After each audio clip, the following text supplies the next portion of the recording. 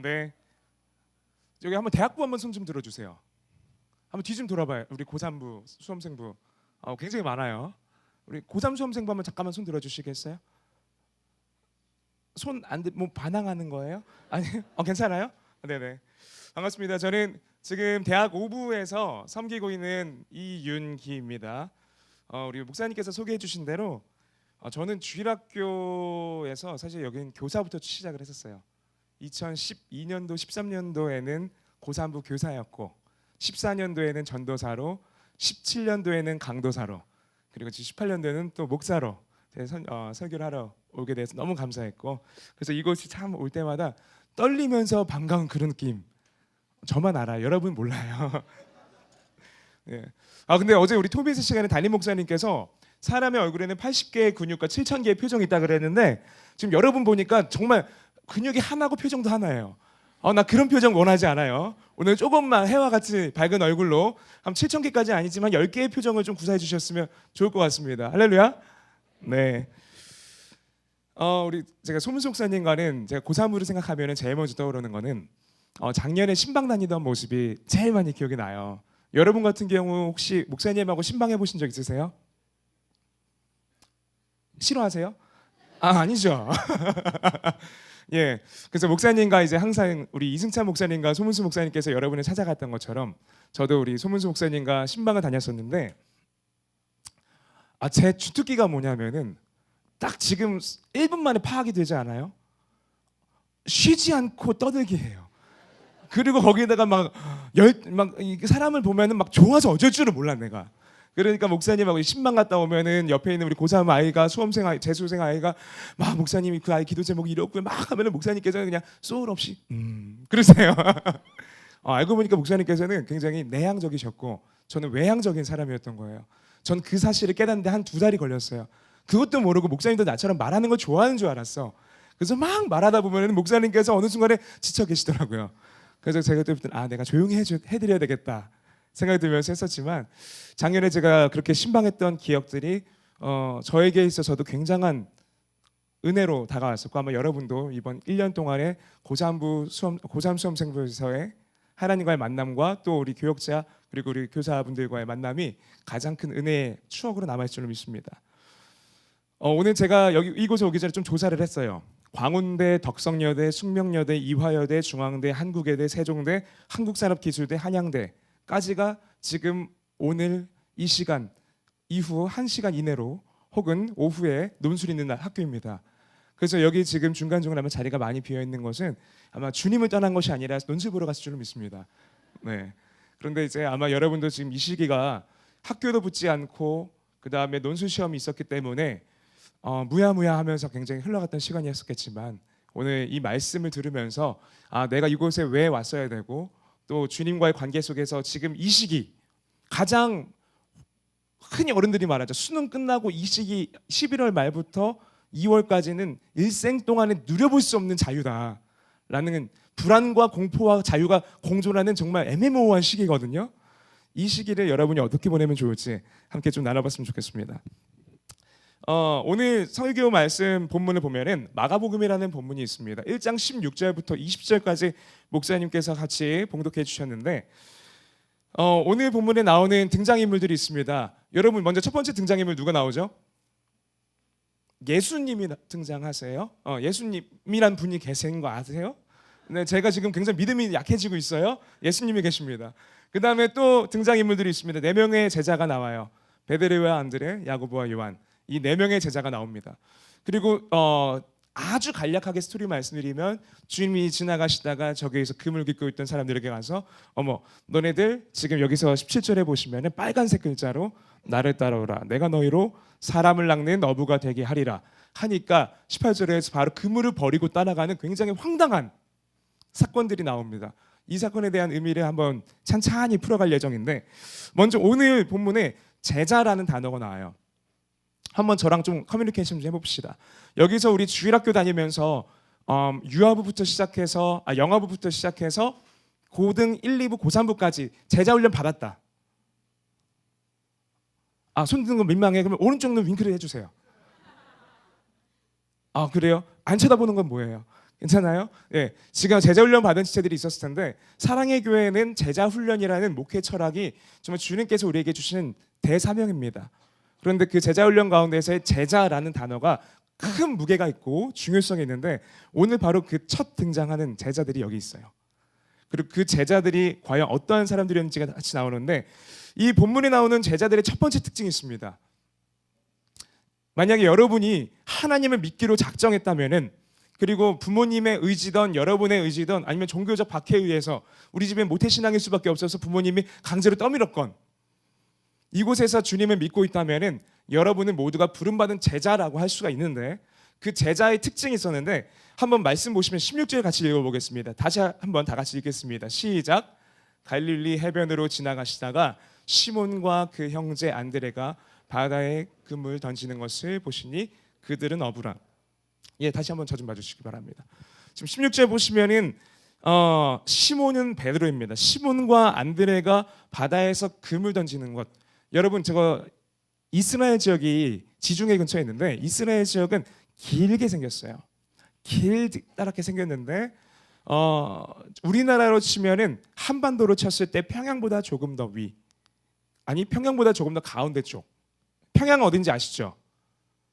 네, 조금 반응 좀 해주세요. 평양 어딘지 이러면 우리 설교 늦게 끝나요. 제 오늘 목표 중에 하나가 55분까지 설교 마치는 거거든요. 두 번째 목표는 여러분들 졸지 않게 하는 거고. 그러니까 반응을 해주시면 감사하겠습니다. 평양 옆쪽에 이제 갈릴리 바다가 있습니다. 원래 호수인데 너무나 커서 바다라고 부르는데 그 위쪽에 있는 지역에서 지금 이 시몬과 안드레가 그물을 던지고 있었대요.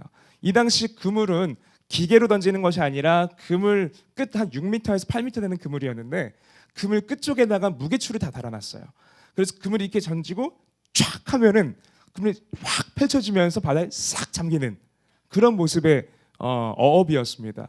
지금 근데 어쨌든 그 사람들이 그물 던지고 있었는데 그들의 직업이 나옵니다. 여러분 지금 16절 마지막에 그들의 직업이 뭐라고 나오죠? 어부입니다. 어부인데 왜 이게 중요하냐라고 했을 때 이들의 특징이 여기서 등장해요. 제자들의 첫 번째 특징은 자격이 없는 사람들이 바로 제자가 됩니다. 굉장히 모순이죠. 이게 무슨 말이냐면 이스라엘 시대는 주님께서 예수님께서 오시기 전에 흔히 제사를 드리던 곳이 있었어요.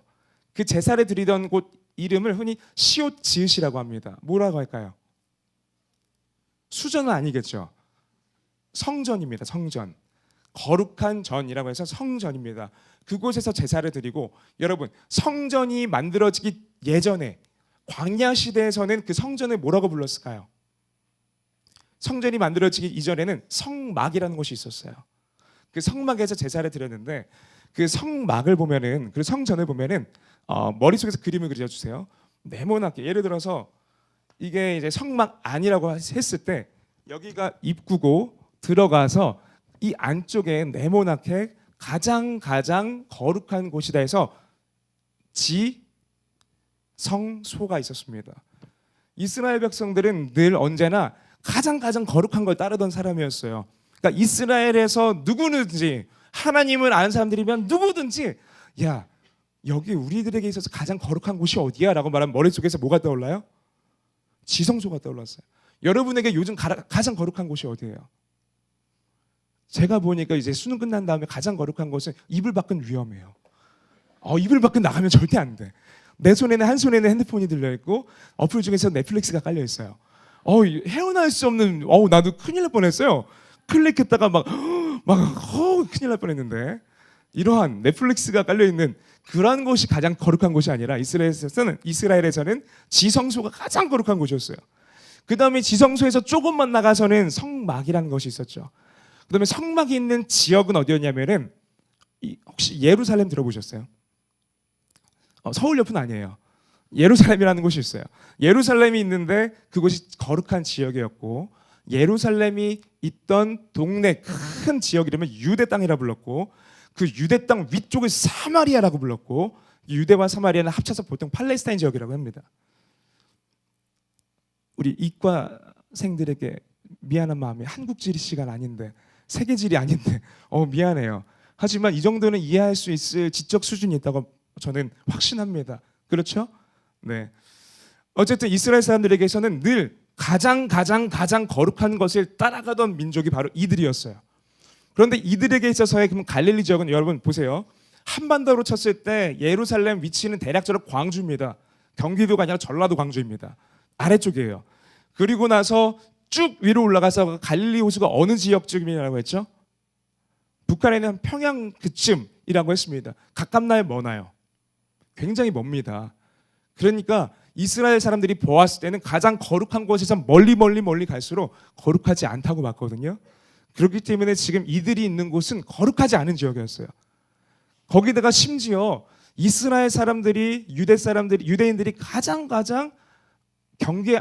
더럽다고 부정하다고 말하는 사람들이 있었는데 그게 누구냐면은 외국인들이었어요. 이방인입니다. 이방인과 가까이 머물러 있거나 그들과 함께하는 것은 거룩하지가 않았어요.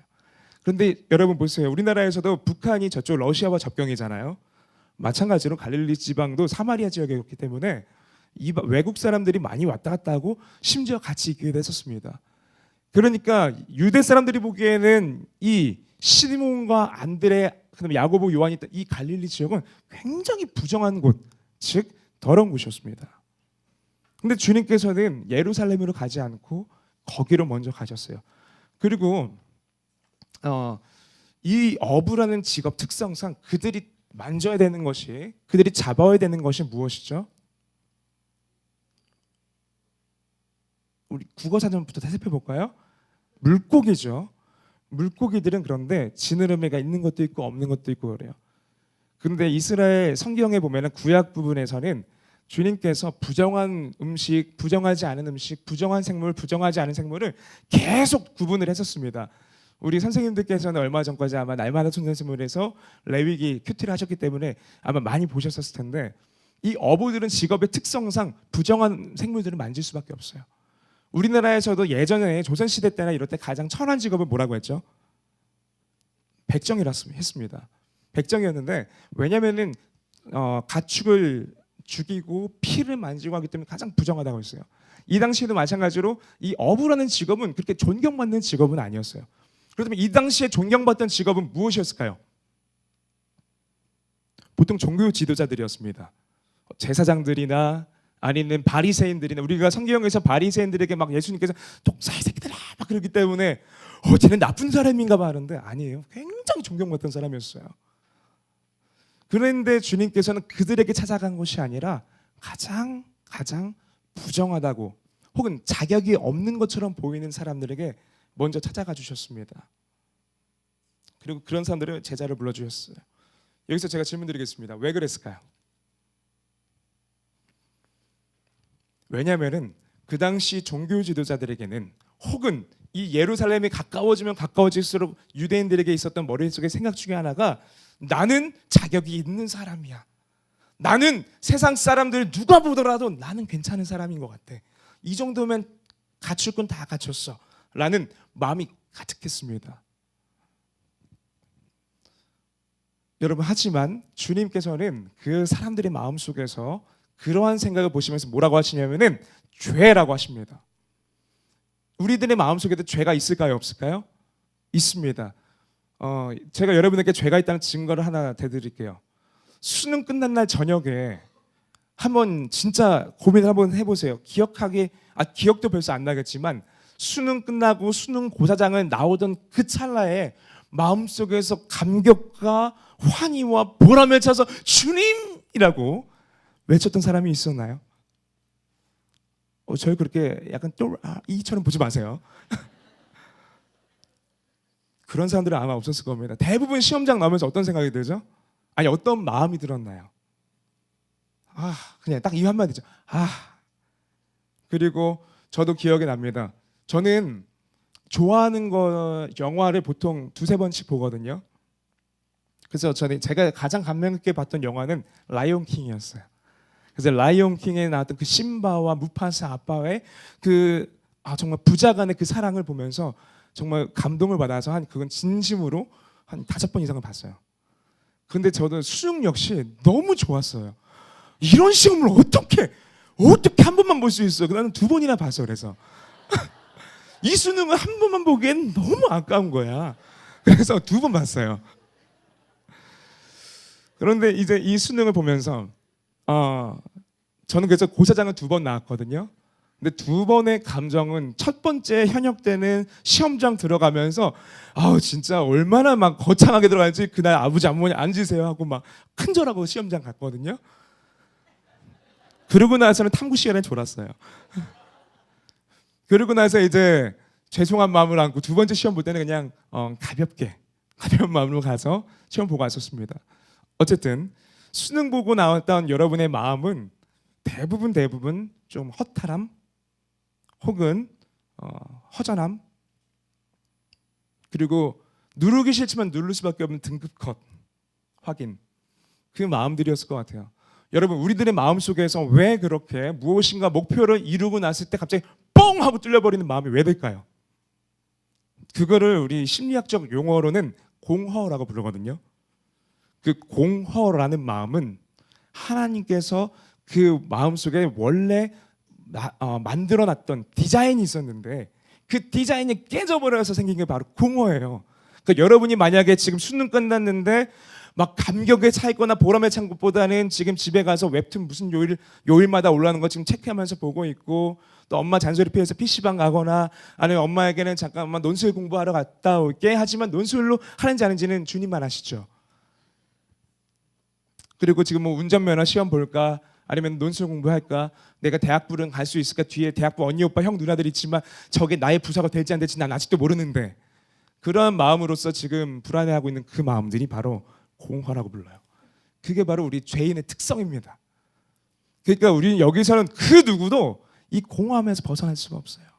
그 말은 다시 한번 말해서 여러분은 바로 저도 포함해서 죄인이라는 증거이고 제자로서 부름받을 수 있는 자격이 있는 거예요.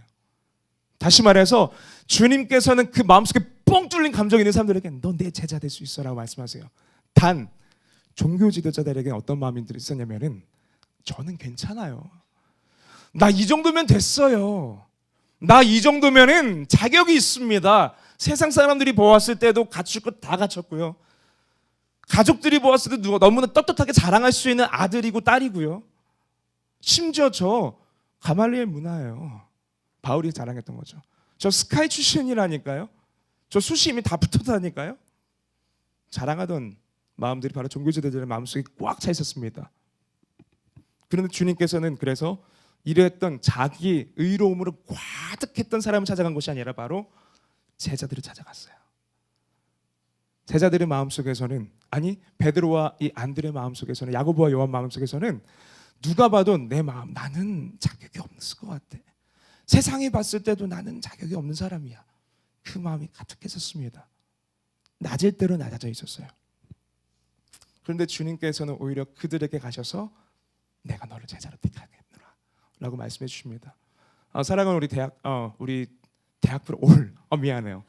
너무 대학부 올 것처럼 느껴져서 마음이 친근함이 됐어요. 고3 수험생부 지체 여러분이 마음 가운데서 혹시라도 수능을 보고 나서 나는 자격 없는 사람이라는 마음이 있다면, 지금 나는 이곳에 앉아있을 시간도 가치도 필요도 없을 정도로 굉장히 마음이 낮아져 있는 사람들이 있다면 오히려 그때 바로 주님께서 여러분과 함께 자격이 있다고 말씀해 주실 수가 있습니다. 두 번째로 주님께서는 또 어떤 사람들을 제자로 불러주셨냐면은, 두 번째가 마지막이에요. 조금만 집중해 주세요. 바로 실패한 사람들을 찾아가십니다. 한번 오늘 본문을 보시면은 굉장히 짧았어요. 웬 30살 청년이 오더니 베드로는 아마 나이가 더 많았을 것 같아요. 그래서 베드로가 더 나이가 많았을 텐데 모르는 청년이 오더니 나와 함께 가자. 내가 너를 사람 낳는 어부로 만들어 주겠다 했을 때 베드로의 마음이 어땠을까요? 무슨 소리지? 그런데 그때 이 자세한 설명이 누가복음 5장에 나옵니다. 한번 누가복음 5장 4절을 같이 한번 읽어보겠습니다. 같이 자막 띄워주셨죠? 시작. 말씀을 마치시고 시몬에게 이르시되 깊은 데로 가서 그물을 내려 고기를 잡으라. 5절도 같이 읽겠습니다. 시작. 시몬이 대답하여 이르되 선생님, 우리들이 밤을 새도록 수고하였을 때 잡은 것이 없지만은 말씀에 의지하여 내가 그물을 내리리다 하고, 그렇게 하니 고기를 잡은 것이 심이 많아 그물이 찢어지는지라. 7절. 이에 다른 배에 있는 동무들에게 손짓하여 와서 도와달라 하니 그들이 와서 2배의 체험에 잠기게 되었더라. 다시 좀 봐주세요. 이 누가복음 5장에 있는 말씀이 이거에 대한 원래 더 자세한 내용입니다. 지금 어떤 일이 일어났죠? 밤새도록 고기를 잡았지만 고기가 잡히지 않았어요. 여러분, 갈릴리 바다에서는 고기 잡히는 시간이 해가 떠 있는 시간이 아니라 밤 시간이었어요. 그래서 밤낮이 바뀌어 있어요. 혹시 여기 수능 끝나고 지금 물류창고 하고 있는 사람들이 있을까요? 뭐 신문 배달하는 사람 없어요? 저는 수능 끝나고 신문 배달을 했었습니다. 한 달 동안. 그러다가 그게 제 생애 최초의 사기였어요. 제가 월급 이제 일을 하고 신문사에 갔는데 신문사가 증발했어요. 영업소가. 어머. 그래서 새벽까지 맨날 일을 하고 2시부터 4시 반, 5시까지 맨날 일을 했는데 갑자기 증발하고 그다음에 물류창고 가서 또 밤샘으로 일했던 기억이 있는데 지금 마찬가지로 이 베드로와 이 어부들이 제자들이 밤새도록 일을 했는데 잡혀야 될 고기가 잡히지 않았어요. 자신들이 평생 동안 해왔던 일이었었는데 가장 그나마 자랑할 수 있었던 것이 바로 이 어업이었는데 이 일에서 실패했습니다. 마음이 가장 무너져 있던 순간이었어요. 그때 주님께서는 찾아오셔서 굉장히 베드로보다 어렸을 텐데 깊은 데로 가서 그물을 내려 고기를 잡으라 라고 말씀하십니다. 그리고 베드로와 같은 이 나머지 제자들은 주님의 말씀에 따라서 고기를 잡고 그물이 찢어지도록 많은 물고기를 잡는 모습을 보입니다. 여러분, 지금 이 장면은 뭘 보여주냐면은 주님께서 나를 어떻게 만나주시는지를 보여주신 장면이에요. 주님께서는 사실 제가 여러분에게 하나 앞으로 20대 시절의 신앙생활에 대해서 감히 한 말씀 드리자면은 자기 인생에 있어서 나는 한 번도 실패를 경험하지 않고 늘 내가 원하는 만큼 내가 원하는 대로 탄탄대로를 살고 있어라고 말한다면은 주님을 강하게 만나기는 쉽지가 않습니다. 이게 참 아이러니인데요. 주님께서는 자신이 사랑하고 가장 아끼는 그 자녀를 제자를 만나실 때 그 제자가 가장 무너져 있던 그 순간에 찾아가서 만나주세요. 저는 여러분에게 그것이 뭐 단지 수능이라고 말할 수는 수능만 말하진 않을 것 같아요. 어떤 사람에게는 태어날 때부터 가족이 나에게 무너진 순간이 있을 때도 있습니다. 제가 지난주 우리 대학부에서는 나병 환자에 대해서 설교를 했었어요. 나병 환자는 자기가 갖고 싶어서 나병을 얻은 것이 아니었어요. 태어나 보니까 나병이 있었어요. 살다 보니까 문둥병이 생겼어요. 손가락에 떨어져 나가고 이런 나병들이 생기면서 사람들이 자기를 밀어내고 배척합니다. 제가 원하는 건 아니었잖아요. 제가 이거 걸리고 싶어서 걸린 거 아니잖아요. 아니, 그래도 넌 나병 환자야. 어쩌면 여러분에게도 지금 여기에서는 말하지 못하지만 스스로 갖고 있는 원하지 않음에도 인생에서 가장 밑바닥에서 경험하고 있는 그 실패의 지점을 갖고 있을 수도 있어요. 제가 우리 대학부 언니, 오빠, 형, 누나들하고 상담을 하다 보면 정말 깜짝 놀라는 게 가정에 아픔이 있는 사람들이 너무나 많습니다. 최소 절반 이상이 부모님에 대한 상처가 있거나 혹은 부모님께서 원치 않는 상황 속에서 어려움들을 겪고 계셨어요. 그러다 보니까 그것이 마음속에서 깊은 트라우마로 간직되어서 그게 지금 20살이 넘어서 30살이 될 때까지도 갖고 있는 사람들이 있습니다. 저는 어쩌면 여러분이 지금 그 터널을 지나고 있을 수도 있다고 생각합니다. 근데 주님께서는 우리를 부르실 때 내가 가장 실패했다고 여겨지는 그 지점에서, 내가 가장 연약하다고 느껴지는 그 지점에서 우리를 불러주시고 만나주시려고 합니다. 왜 그렇게 하시냐면 내가 자신 있는 것, 내가 잘하는 것, 내가 자랑할 수 있는 것을 갖고 있다면은 그게 바로 네가 내가 없이도 살 수 있다고 말할 것 같아. 너가 하나님 노릇하려고 하잖아 라고 생각하기 때문입니다. 사랑하는 우리 고3 수험생부 여러분, 여러분에게 물어보겠습니다.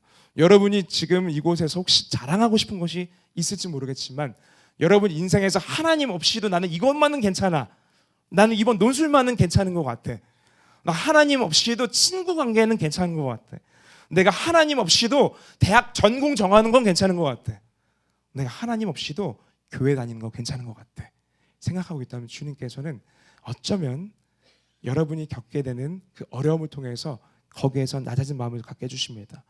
그런데 제가 이 부분을 설교하면서 꼭 하나 말하고 싶은 감정이 있어요. 바로 우울함입니다. 어쩌면 오늘 설교 제목과도 연관이 되는 부분입니다. 이거는 이제 임상을 통해서 많은 신방과 상담을 통해서 경험되었던 건데, 많은 사람들이, 그리고 많은 자매, 특히 자매들이, 여자친구들이 이 우울함이라는 것을 실패 속에서 경험을 하게 됩니다. 혹시 여기 가운데서도 말은 안 하지만 우울함을 느끼고 있는 사람이 있을 수도 있어요. 사실 우울함을 느끼면은 작은 실수도, 작은 실패도 마치 그것은 내 책임인 것처럼 모든 것을 자책하기 시작합니다. 그런데 원래 심리학적으로 보면은 이 우울함이라는 것은 겸손한 게 아니라 공격적이라고 해요. 단 공격하는 방향이 밖으로 향하는 게 아니라 내 마음을 향해 있습니다.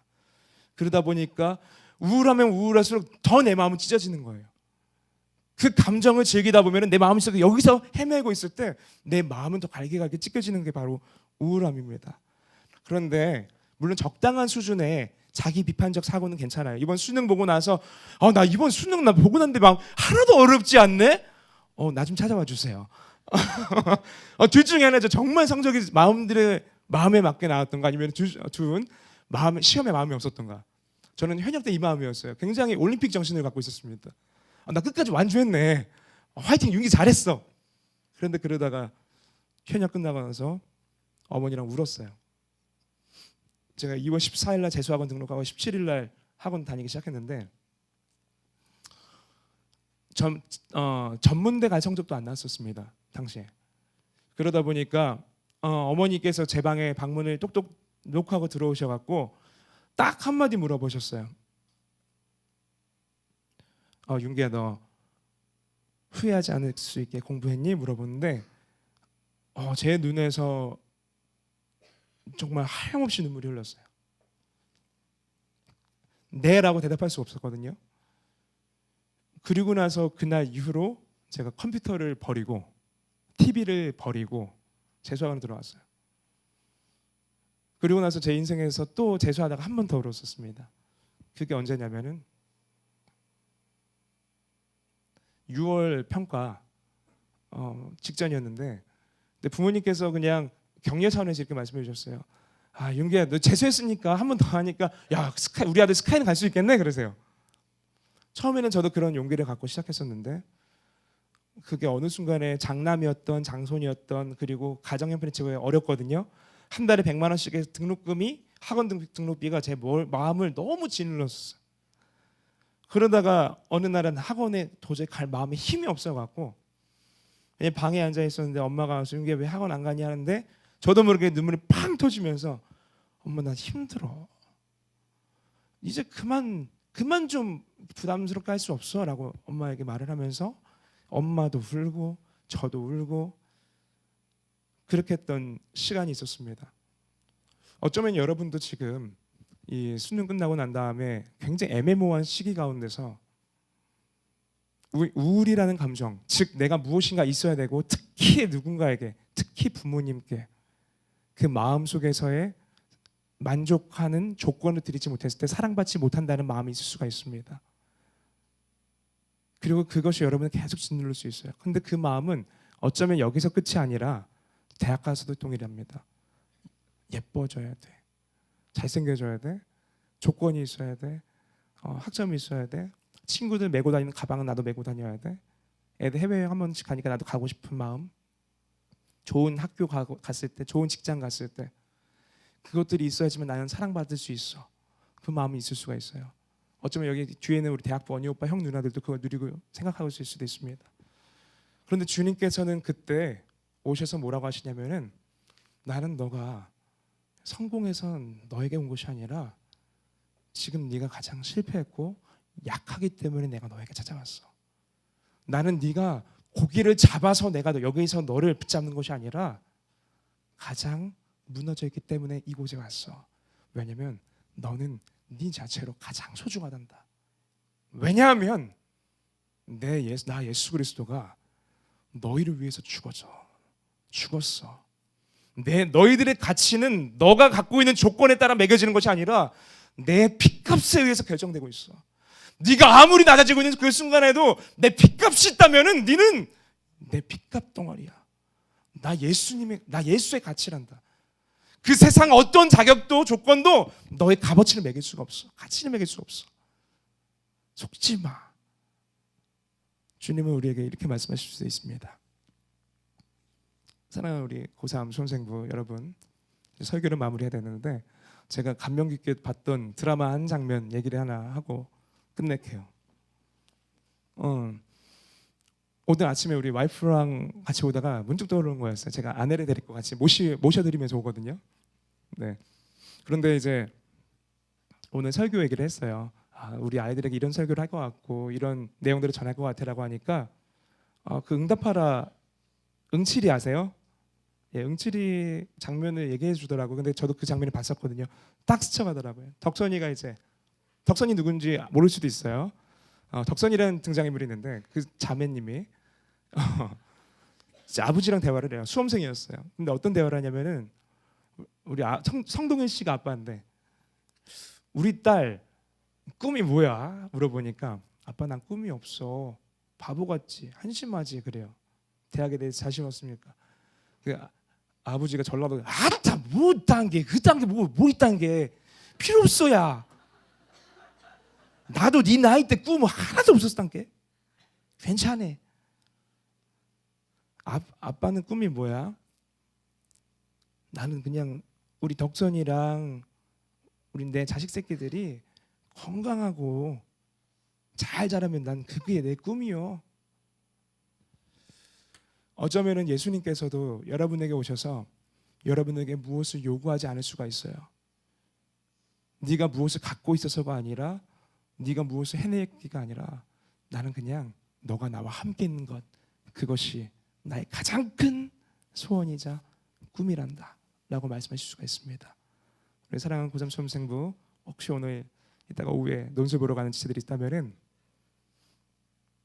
여러분이 그것으로 인해서 여러분의 값어치가 매겨지는 것이 아니라 대학교 가군 나군 다군 발표에서 여러분의 값어치가 매겨지는 것이 아니라 여러분의 존재가 주님께는 이미 예수님의 피값으로 매겨진 값어치라는 것을 믿고 나아가는 우리 고3 생부 되길 주님의 이름으로 축복합니다.